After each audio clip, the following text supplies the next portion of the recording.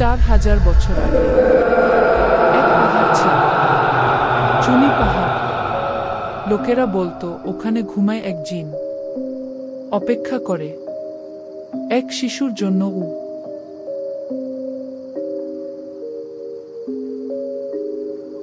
এক রাতে 6 বছরের এরান হারিয়ে গেল। তুমি তার ফিরে চোখে আলো এসেছো আর হাতে এক পুতুল। 1000 বছর পরে। সে বলল, সে আমার নাম জানে মা। সে বলে আমি তার হারিয়ে যাওয়া। তুমি ফিরে এসেছো